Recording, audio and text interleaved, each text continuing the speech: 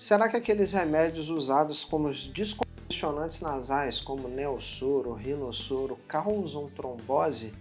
Ou será que eles têm algum efeito na circulação mesmo quando colocados no nariz? Será que eles agem em outras partes do corpo, agem nas nossas artérias, nas nossas veias? Eu sou o Dr. Antônio Casselli, médico especialista em cirurgia vascular e angiologia. Se você se interessa por assuntos como má circulação, trombose, embolia, dor, inchaço nas pernas, varizes, se inscreve no canal, ativa o sininho para as notificações, para você ser avisado de tudo que acontece por aqui, não perder nenhum dos próximos vídeos e já clica no gostei. Quando você deixa o seu like, o seu joinha, a sua curtida, isso impulsiona o nosso trabalho, nós conseguimos alcançar mais pessoas com informação de qualidade e você nos ajuda até mesmo a salvar vidas contra a má circulação e contra a trombose. Como de costume, os nossos vídeos são retirados de dúvidas que vocês deixam no canal. E o nosso time selecionou a seguinte pergunta para hoje. Boa noite, Neosoro dá trombose?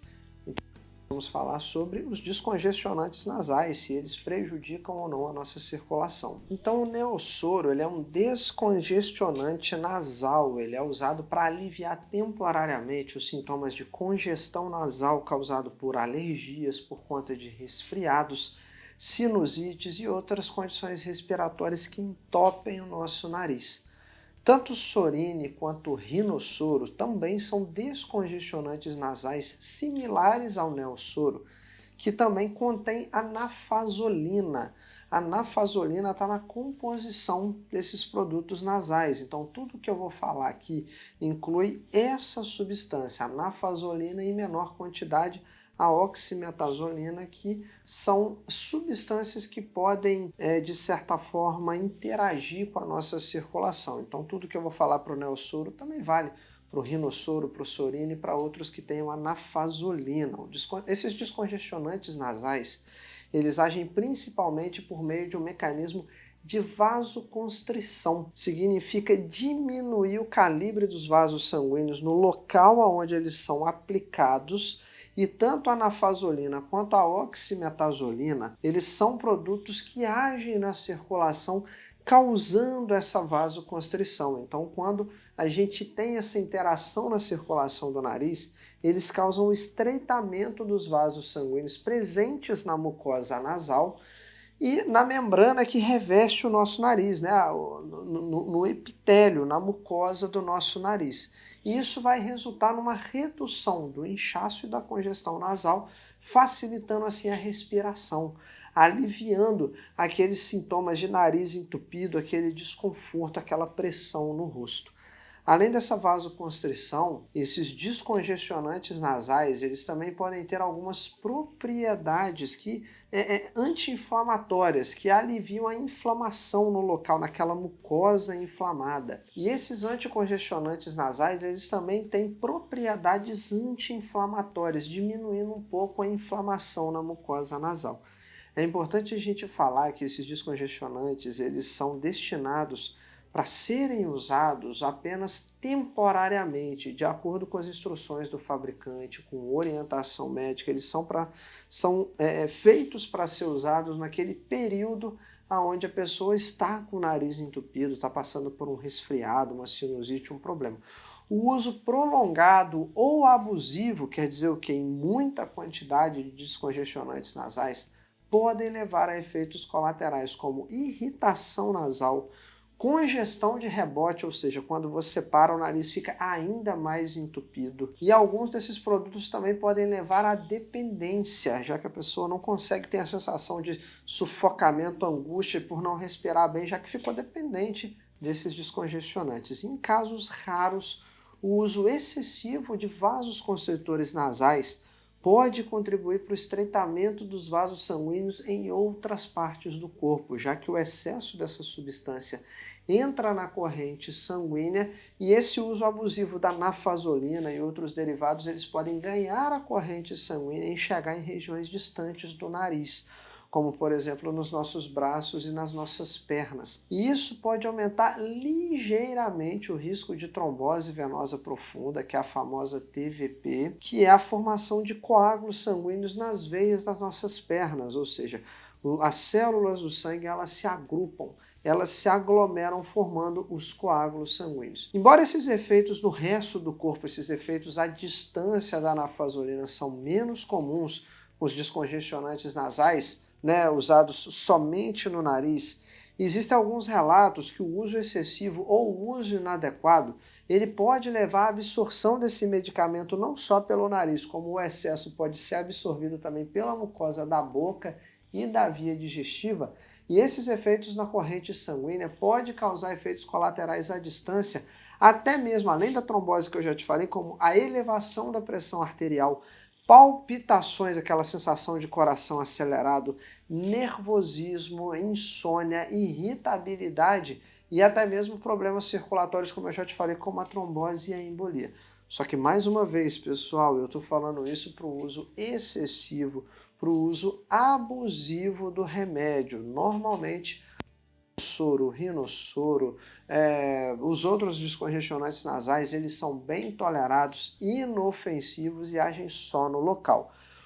Uso prolongado, uso em grande quantidade, podem impregnar, acumular não só no nariz, como ser absorvido e parar em outras regiões do corpo. Então é muito importante a gente destacar que o risco para desenvolver trombose, varizes, AVC, infarto, qualquer outra doença da circulação, ele não é influenciado só pelo neossoro, não é porque você usa neossoro, a culpa foi da trombose.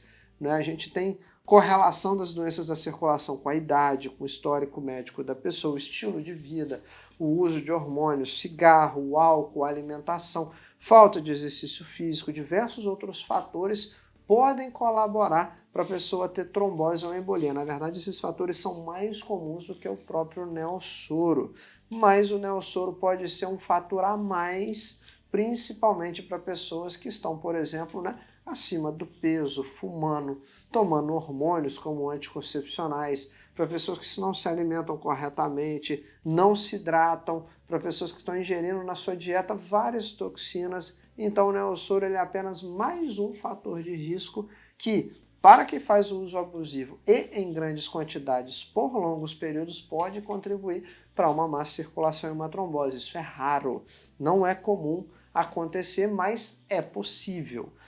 As recomendações do uso do neossoro, elas vão variar de acordo com a idade, com a situação de cada pessoa, com a sua saúde. Por exemplo, se você tem uma saúde mais comprometida, já, sei lá, colocou 5 stents no peito, enfim.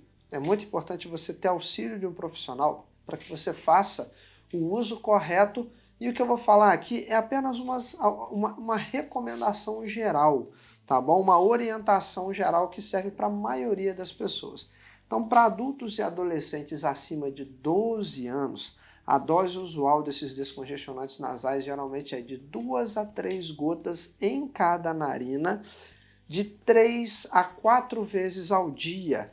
O intervalo entre as aplicações, né, geralmente é recomendado que não seja menor do que 4 horas. O ideal é que você use, né, se você for repicar a dose, usar mais uma vez, né, colocar mais um pouquinho, é que da última aplicação para a próxima tenha passado no mínimo 4 horas. Para crianças de 6 a 12 anos, a dose é menor, de 1 a 2 gotas de neossoro em cada narina, aplicadas de 3 a 4 vezes ao dia. Então, 3, 4 gotas para adulto, 1 a 2 gotas para crianças, em cada narina, de 3 a 4 vezes ao dia. O intervalo também não deve ser para crianças, adolescentes, menos de 4 horas.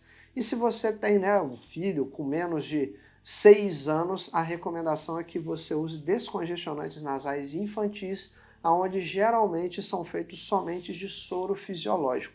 Não possuem essas substâncias ativas como a nafazolina, a oximetazolina, que agem nos vasos sanguíneos. São descongestionantes nasais mais, digamos assim, mas para lavar a narina, que não tem tanto efeito circulatório. A nossa intenção nessa faixa etária é só irrigar as narinas, lavar as narinas e remover as secreções nasais, o excesso de secreção. A gente só quer mesmo limpar, lavar as narinas. A gente não quer substâncias em crianças com menos de 6 anos que ajam na circulação nasal, até porque o nariz está em desenvolvimento. Então o neossoro contém substâncias que podem agir nos vasos sanguíneos, como por exemplo a nafazolina, que é a principal no mercado, também em outros compostos como rinossoro, como sorine, também pode haver nafasolina, e ela age diminuindo a quantidade de sangue que chega no nariz, porque ela tem efeito vasoconstritor e dessa forma ela diminui a congestão nasal e ajuda a pessoa a respirar melhor. Quando a pessoa usa corretamente o Neossoro, ele não causa trombose, ele age somente nas narinas, só que se a pessoa faz o uso abusivo, usa em altas quantidades, altas doses, longos períodos, o remédio pode sim ser absorvido pelo corpo através da mucosa do nariz, da garganta, da boca e ganhar a corrente sanguínea e causar efeitos circulatórios à distância, podendo aumentar a pressão sanguínea, causar palpitações, agitação, nervosismo, insônia e até mesmo a trombose.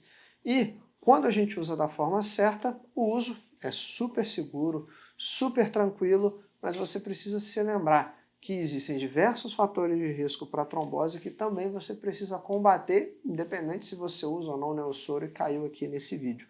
Então é importante qualquer pessoa cuidar da má circulação, combater a má circulação, né?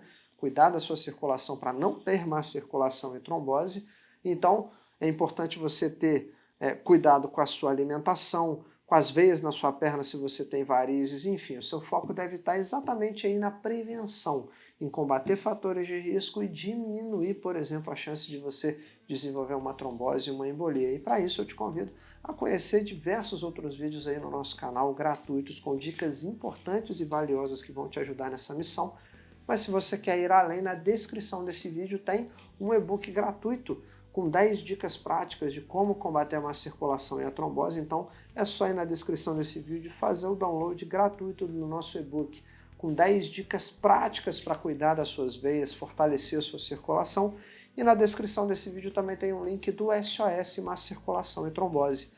É o nosso programa avançado, onde você vai estar próximo de mim, da minha equipe. A gente tem um grupo para discussão, para tirar dúvidas, para dar apoio para vocês. E lá nós vamos te entregar um passo a passo, um plano de ação para poder cuidar da sua circulação da forma certa, combater de verdade a má circulação e diminuir o seu risco de ter uma trombose, uma embolia ou outra complicação circulatória.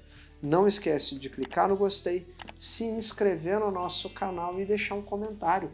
Eu quero que você coloque para mim nos comentários o seu nome, de qual cidade você está falando, qual a sua dificuldade, se você está passando por uma trombose, se você usa Neossoro, se você conhece alguém que já teve trombose, enfim.